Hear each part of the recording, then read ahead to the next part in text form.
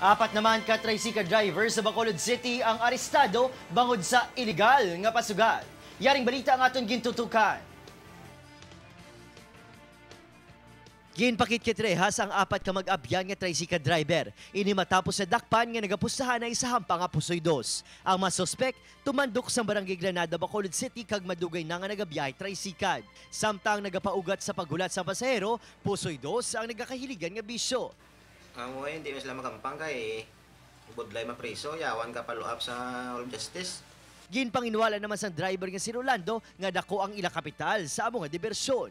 Tumalagsahon man lang kuno sila nga nagahampang. At hindi na sila mag-game man sang pareho sa amo ni parang hindi nila madangtande ang amo na gin. No, luwas sa wala naman niya kalingawan.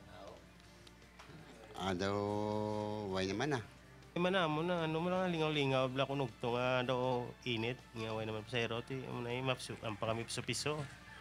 Tano mo na kay may nanogit.